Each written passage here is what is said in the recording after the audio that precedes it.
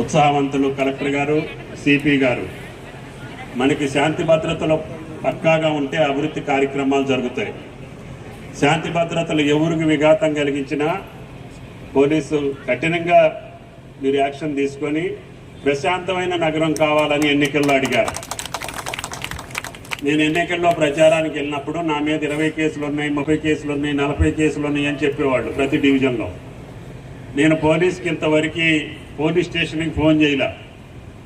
ఈ 2 సంవత్సరాల 3-4 నెలల్లో ఒక్కసారి కూడా నేను పోలీస్ స్టేషన్కి ఫోన్ చేయలేదు. నాకు అవసరం లేదు. ఎవరు తప్పు చేసినా కూడా కఠినంగా ఉండండి, ప్రజలకి ప్రశాంతతనివ్వండి, ప్రజలు భరోసాతోటి బతకాలి, ప్రభుత్వ యంత్రాంగం మాకు రక్షణగా ఉంటుంది, మాకే అన్యాయం జరగదు అనే భరోసా పోలీస్ యంత్రాంగం ఇవ్వాలి. అదేవిధంగా అభివృద్ధి కార్యక్రమాలకి జిల్లా యంత్రాంగం తరఫున కలెక్టర్ గారు వారి సిబ్బంది మొత్తం కూడా ఏదైనా అన్యాయం జరిగితే పేదవాడికి, మధ్యతరగతి ఎవరికి జరిగినా కలెక్టర్ గారు న్యాయం చేసే బాధ్యత. నా భూమిలో ఎవరన్నా ఆక్రమించుకున్నా, లేదు మీ మీద ఎవరన్నా దౌర్జన్యం చేసినా, లేదు మీ ఇంట్లో ఎవరైనా దొంగలు పడ్డా అన్నీ ప్రభుత్వమే చూసుకొని ప్రజలు నిశ్చింతగా, నిర్భయంగా, ఆనందంగా బతికేటటువంటి ఖమ్మం కావాలి, పరిశుభ్రంగా ఉండే ఖమ్మం కావాలి. అందుకని నేను అన్ని రాజకీయ పార్టీలను కోరుతున్నా, ప్రశాంతంగా ఉంటే అభివృద్ధి జరుగుద్ది. ఈ పంచాయతీ ఉండేది ఖమ్మం గ్రామ పంచాయతీ 4,000 స్టార్ట్ అయింది, మున్సిపాలిటీ అయింది, ఇప్పుడు కార్పొరేషన్ అయింది, 5-6 లక్షల మందికి జనాభాకు చేరుకుంది. ఇంతమందిని తట్టుకోవాలంటే ఆనాటి రహదారులు కానీ, ఆనాటి మౌలిక వసతులు కానీ సరిపోవు. ఇప్పుడున్నటువంటి పరిస్థితుల్లో రేపు రాబోయే కనీసం 50 సంవత్సరాలకు సరిపోను మనం మౌలిక వసతులు కల్పించాలి. నేను మొదట్లో ఎమ్మెల్యే ఇక్కడికి వచ్చినప్పుడు వారం రోజులకు ఒకసారి నీళ్లు వచ్చాయి, తర్వాత 3 రోజులకు ఒకసారి వచ్చాయి, తర్వాత 2 రోజులకు ఒకసారి వచ్చాయి. ఇప్పుడు ప్రతిరోజు వచ్చేదానికి కొన్ని 100 కోట్ల రూపాయలు ఖర్చు పెట్టాం. ఆ రకంగా భవిష్యత్తులో మళ్ళీ 200 కోట్ల రూపాయలు మళ్ళీ శాంక్షన్ చేశాం. మంచినీళ్ళు మంచిగా ఉండాలి, పరిశుభ్రమైన నీళ్లు రావాలి, పరిసరాలు పరిశుభ్రంగా ఉండాలి, మీ రహదారులు విశాలంగా ఉండాలి, మీ పిల్లలు చదువుకోవడానికి మంచి పాఠశాలలు ఉండాలి, మీకు ఏదైనా జబ్బు చేస్తే మంచి ఆసుపత్రులు ఉండాలి. ఈ రకంగా మౌలిక వసతులు కల్పిస్తే ఖమ్మం పట్టణం తెలంగాణలో నివాసయోగ్యమైన పట్టణంగా, అందరికీ ఆమోదయోగ్యమైనటువంటి పట్టణంగా, అన్ని అవకాశాలు ఉన్న పట్టణంగా తీర్చిదిద్దాలనేది ఈ ప్రభుత్వం యొక్క కోరిక, ముఖ్యమంత్రి గారి యొక్క ఆకాంక్ష. అందుకనే విద్యా వైద్య రంగాల మీద పెద్ద ఎత్తున ఖర్చు పెడుతున్నాం, మౌలిక వసతుల మీద చేస్తున్నాం.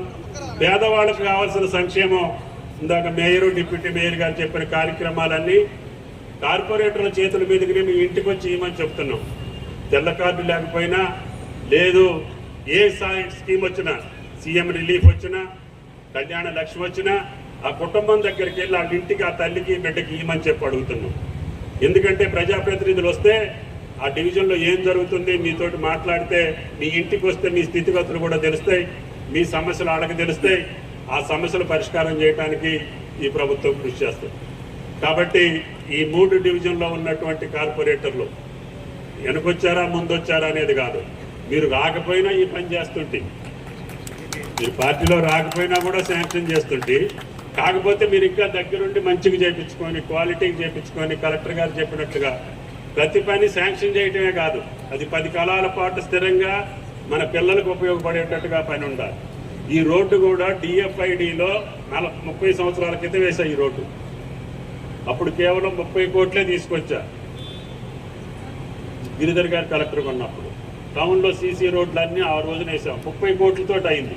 ఇప్పుడు 300 కోట్లు తెచ్చినా కూడా ఒక మూలకు రావట్లేదు. అయినా సరే ముఖ్యమంత్రి గారు పెద్ద మనసుతోటి ఇంకా 100-150 కోట్లు అడిగాము. మీ ఎన్నికల లోపల అన్ని కార్యక్రమాలు శంకుస్థాపనలో ప్రారంభోత్సవాలు చేసుకుంటాం. మీరు అడగటమే తప్ప పని పూర్తి చేసేదానికి మీరు దగ్గరుండి చేయించుకోవాలి. డ్రైన్ అంటే తిన్నగా ఉండాలి, లెవెల్ ఉండాలి, నీళ్ళు ఎక్కడా కూడా నిలవ లేకుండా ఉండాలి. అదేవిధంగా రోడ్డు వేస్తే 10 కాలాల పాటు ఇందాక మా ఎస్సీ గారు చెప్పినట్టుగా బ్రహ్మాండంగా వేస్తారంట ఈ రోడ్డుని, మీరు దగ్గరుండి వేయించుకోండి. ప్రతి పని కూడా చేసింది ప్రజలు చెప్పుకోవాలి, ఆ యొక్క సౌలభ్యం వాళ్ళకి అందాలి. ఇంతమంది మహిళలు ఈ 2 కోట్ల కోసం ఇంతమంది కూర్చున్నారంటే మీరు అర్థం చేసుకోవాలి. అంటే వాళ్ళకి అనునిత్యం ఆ రోడ్డు మీద పడే బాధలు, కష్టాలు చూసి ఈ మంచి రోడ్డు అవుతుందని ఆశతోటి వచ్చారు. దానికి తగ్గట్టుగా అధికారులు కానీ ప్రజాప్రతినిధులు కానీ దగ్గరుండి పనిచేయించుకోవాలి. ఇప్పటికి 600 కోట్ల రూపాయల పనులు జరుగుతున్నాయి అని చెప్పి మా ఎస్సీ గారు చెప్పారు. ఇంకొక 600 కోట్లైనా సరే ఈ ప్రభుత్వంలో ఖమ్మం అభివృద్ధికి నా శాయశక్తుల ప్రయత్నం చేస్తానని చెప్పి విజ్ఞప్తి చేస్తుంది. ఇందాక రహదారులు కావాలని అడిగారు. 1-2 రోడ్లు అందరూ ఒప్పుకున్నారు సార్, అందరూ సంతకాలు పెట్టారు. ఈ రోడ్డు అడల్పు చేయొచ్చు, రైల్వే స్టేషన్ రోడ్డు అని డిప్యూటీ మేయర్ ఎవరో వచ్చి అడిగారు. అందరూ ఒప్పుకుంటే చెయ్యండి అని చెప్పిన, కానీ సగం చేసి ఇప్పుడు అవ్వట్లేదు. అట్లా చేస్తే దానివల్ల ప్రయోజనం ఉండదు. అందరూ ఒప్పుకోండి, రోడ్లు ఎడల్పు చేస్తేనే మీకు అభివృద్ధి జరుగుద్ది. 3 టౌన్లో రోడ్లు ఎడల్పు లేకుండా మీరు ఎంత అభివృద్ధి చేసినా సాధ్యం కాదు. మా తెలంగాణ మేయర్ గారు పొట్టి శ్రీరాములు రోడ్డు కొట్టాలండి, తిట్టాలండి, పెట్టాలండి అన్నీ ఒప్పించామండి అని అన్నారు. కానీ మళ్ళీ లోన పెట్టారు. ఒకళ్ళిద్దరికి ఇబ్బంది ఉన్నా సరే వాళ్ళకి న్యాయం చేసైనా సరే రహదారి ఎడల్పు చేసుకుంటే వాళ్ళ బిజినెసే పెరుగుద్ది, వాళ్ళకే ఎక్కువ ఆదాయం వస్తుంది, ఆ ఖమ్మమే అందంగా ఉంటుంది. ఆ పొట్టి శ్రీరాములు రోడ్డే బ్రహ్మాండంగా తయారు చేయొచ్చు. కస్బా బజార్లో అట్లే వద్దంటే కొంత భాగం మేలు చేస్తే బ్రాండెడ్ షోరూమ్లన్నీ కస్బా బజార్కి వచ్చినాయి. ఇప్పుడు ఆ కస్బా బజార్ చూసి మాది కొట్టండి అంటున్నారు. కొడతాం, కొడితే ఏ ఒక్కళ్ళు కూడా ఆపితే కూడా దానివల్ల ప్రయోజనం ఉండదు. ఇప్పుడు ప్రకాష్ నగర్ బ్రిడ్జ్ నుంచి ఈ రోడ్డు కూడా ఒప్పుకుంటే దాన్ని కూడా 4 లైన్ చేస్తాం, 6 లైన్ చేయాలి. గతంలోనే 4 లైన్ చేసాం.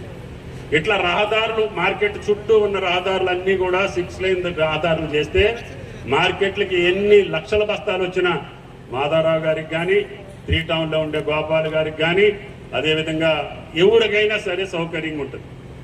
నేను మొదట్లో వచ్చినప్పుడు ఈ రోడ్ల నిండా ఎడ్ల బళ్ళు పట్టుకునేవాళ్ళు. ఎడ్ల బళ్ళు పోయి ఆటోలు వచ్చినాయి. రేపటి నుంచి ఎలక్ట్రిక్ ఆటోలతోటే మిర్చి బస్తాలు లోనికి వెళ్తాయి. మాధవరావు మీ ఆటోలు కూడా లేచిపోతాయి. చెబుతున్నా, ప్రజలకి సౌకర్యం ఉండాలి.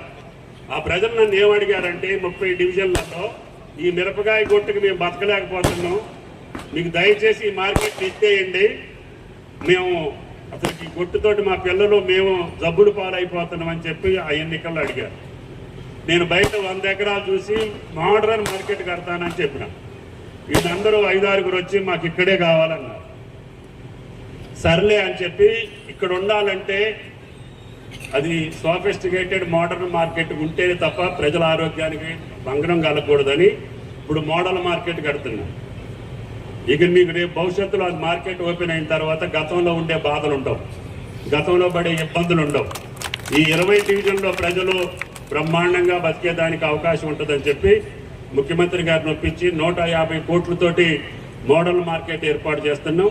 ఇక మీకు గొట్టు కానీ ఇంకోటి కానీ బళ్ళు కానీ రోడ్డు మీద ఉండేదానికి కానీ ప్రజలకు అసౌకర్యంగా ఉండకుండా చేయాలని ఈ రకంగా నాకు భగవంతుడు మీరు ఇచ్చిన శక్తి మేరకి ఖమ్మం పట్టణం, ఖమ్మం జిల్లా ఈ రాష్ట్రంలో నాకు చేతనైన కాడికి చేసే అవకాశం గత 40 సంవత్సరాలుగా ఆ శ్రీరామచంద్రుడు మీరు కల్పిస్తున్నారు.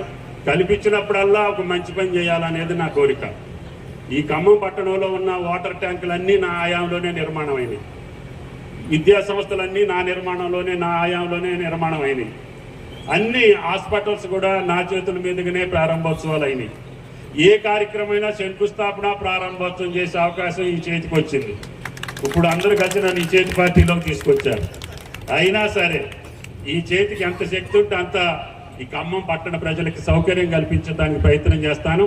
ఆలస్యమైనందుకు ప్రతి తల్లి మన్నించాలని చెప్పి, క్షమించాలని చెప్పి మిమ్మల్ని అందరినీ నమస్కారం తెలియజేస్తూ ఇంకా భవిష్యత్తు కార్యక్రమాలు కూడా చేసే అవకాశం ఇవ్వండి అని చెప్పి